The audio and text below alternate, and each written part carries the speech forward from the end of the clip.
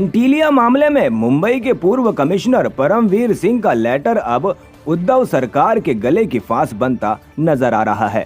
विपक्ष इस मुद्दे को लेकर महाराष्ट्र की उद्धव सरकार पर जमकर हमला कर रहा है। रविवार को केंद्रीय मंत्री रविशंकर प्रसाद ने प्रेस कॉन्फ्रेंस कर उद्धव सरकार और एनसीपी नेता शरद पवार पर जमकर निशाना साधा। उन्होंने पूछा कि 100 करोड़ का टारगेट सिर्फ मुंबई से ही था, तो फिर अन्य शहरों और सरकार के अन्य मंत्रियों के लिए कितना टारगेट रखा गया था। रविशंकर प्रसाद ने कहा कि गृह मंत्री अनिल देशमुख पर उगाही के आरोप हैं। 100 करोड़ रुपए कलेक्ट करने की बात सामने आई है।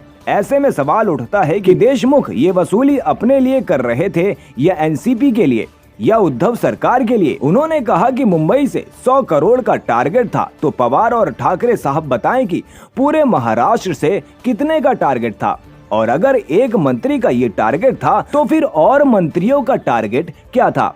ये लूट की पराकाष्ठा है। उन्होंने कहा कि इसे भ्रष्टाचार नहीं कहते, इसे लूट कहते हैं। मुंबई से इससे एक और बड़ा गंभीर सवाल उठता है। 100 करोड़ टारगेट था मुंबई से, तो कृपया करके उद्धव ठाकरे, शरद पवार जी बताएं कि पूरे महाराष्ट्र का टारगेट क्या था। You know, Maharashtra is an affluent state of the country. जहां नागपुर है, जहां मुंबई है, जहां पुणे है, जहां जलगांव है, मुझे बताने की जरूरत नहीं वहां कितना अधिक ट्रेड, इंडस्ट्री, कॉमर्स होता है। तो अगर 100 करोड़ का टारगेट खाली मुंबई का है, तो पूरे महाराष्ट्र का टारगेट क्या था, यह भी देश को बताना जरूरी है। और अगर एक मंत्री का टारगेट ये था, तो बाकी मंत्रियों का टारगेट क्या था। If this is the target by the Home Minister, then what was the target by the other ministers? ये लूट की पराकाष्ठा है। एक शब्द, ये करप्शन नहीं है, इसे कहते हैं ऑपरेशन लूट। पश्चिम बंगाल की मुख्यमंत्री ममता बनर्जी ने रविवार को कांथी उत्तर में चुनाव रैली को संबोधित किया। ममता बनर्जी कांथी की रैली में नाम लिए बगैर अधिकारी परिवार पर जमकर बरसी। उन्होंने कहा कि उनका सम्मान करती थी, प्यार करती थी, यहाँ तक कि मां तारा की एक पेंटिंग भी उनके घर जाकर उन्हें भेंट की थी। ममता बनर्जी ने कहा कि ये लोग गद्दार निकले, मीर जाफर निकले। उन्होंने कहा कि वो कह रहे हैं कि 2014 से बीजेपी के संपर्क में थे। सीएम ममता बनर्जी ने कहा कि जब वे साल 2014 से बीजेपी के संपर्क में थे, तब समझ लीजिए कि किस तरह से वे सेंध लगा रहे थे। उन्होंने कहा कि मैं बहुत बड़ी मूर्ख रही जो जान न सकी।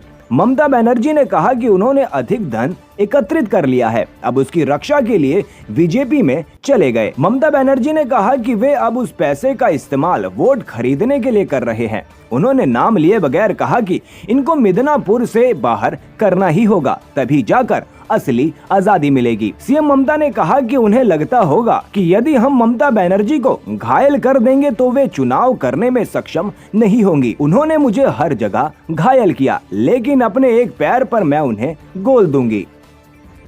कांग्रेस की राष्ट्रीय महासचिव प्रियंका गांधी रविवार को चुनाव प्रचार करने असम पहुंची। प्रियंका गांधी ने असम के चुनाव में जीत का विश्वास व्यक्त किया और कहा कि हम बहुत ही ठोस लड़ाई दे रहे हैं। उन्होंने कहा कि हमेशा बीजेपी का प्रयास ध्रुवीकरण करने का है, हमारा प्रयास असम का विकास करने का है, असमिया लोगों की जरूरत को लेकर बात करने और यहाँ की संस्कृति पहचान को संरक्षित और मजबूत करने का है। जोरहाट की रैली में कांग्रेस की राष्ट्रीय महासचिव प्रियंका गांधी पूरी रॉ में नजर आई। प्रियंका गांधी ने पीएम पर हमला बोलते हुए सवालिया लहजे में कहा कि क्या प्रधानमंत्री कभी चाय के बागान में गए हैं? बीजेपी ने क्या किया है?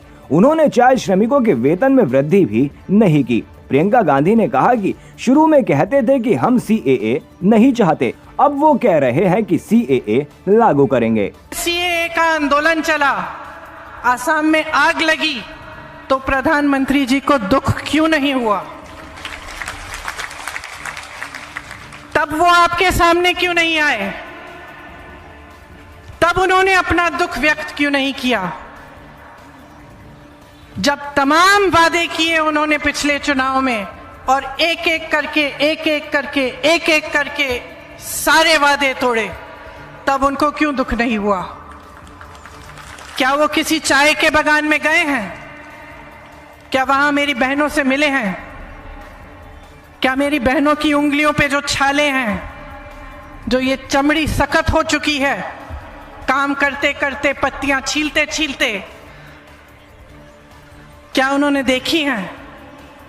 क्या उस पे उन्हें दुख नहीं हुआ कि उन्होंने वादा किया था कि आपकी दिहाड़ी 350 रुपए की होगी और आज तक आपको 350 रुपए नहीं मिले? सब यहां आकर आपको बड़े बड़े भाषण देते हैं और हम कहते हैं कि आपकी संस्कृति को बचाने वाले हम हैं। लेकिन उस चाय के बागान में जब मैं गई और मैं अपनी बहनों से मिली तो मुझे यह एहसास हुआ कि आपकी संस्कृति की रखवाली मेरे सामने बैठी हुई थी। जो चाय के बागानों में महिलाएं काम करती हैं, जो महिलाएं दिन भर मजदूरी करती हैं, जो घर गृहस्थी संभालती हैं, जो बाहर जाके प्रोफेशनल काम करती हैं, वही महिलाएं असम की माँ हैं, वही महिलाएं असम की बेटियां हैं और वही महिलाएं असमिया संस्कृति को की रखवाली करने वाली हैं। हम सब यहाँ आकर आपको बड़े बड़े भाषण देते हैं और हम कहते हैं कि आपकी संस्कृति को बचाने वाले हम हैं। विधानसभा चुनाव के मद्देनजर प्रधानमंत्री नरेंद्र मोदी ने रविवार को पश्चिम बंगाल के बांकुड़ा में जनसभा को संबोधित किया। प्रधानमंत्री ने बंगाल की मुख्यमंत्री ममता बनर्जी पर एक बार फिर से निशाना साधा। उन्होंने कहा कि लोगों को डराने के लिए दीदी ने क्या कुछ नहीं किया। पीएम मोदी ने कहा कि दीदी अगर आप चाहती हैं तो आप अपना पैर मेरे सिर पर रख सकती हैं, मुझे लात मार सकती हैं, लेकिन दीदी मेरी दूसरी बात भी कान खोलकर सुन लीजिए। मैं आपको अब बंगाल के विकास को लात नहीं मारने दूंगा, मैं आपको बंगाल के सपनों को लात नहीं मारने दूंगा। दीदी के लोग दीवार पर तस्वीरें बना रहे हैं और तस्वीर में दीदी मेरे सिर पर अपना पैर मार रही है, मेरे सिर के साथ फुटबॉल खेल रही है।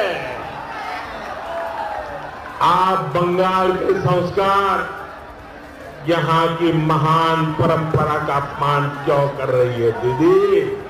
ये बंगाल तो देश को दिशा देने वाला, ये धरती देश को ताकत देने वाली धरती है। मैं आज बांकुड़ा से दीदी को कुछ बातें साफ साफ कहना चाहता हूं।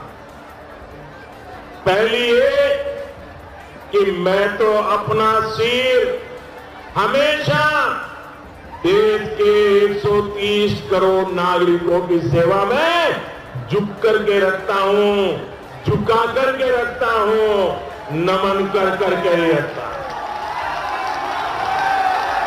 मुझे और मेरी पार्टी को डॉक्टर श्यामा प्रसाद मुखर्जी ने, इसी बंगाल के सपूत ने यही संस्कार दिए हैं हमें।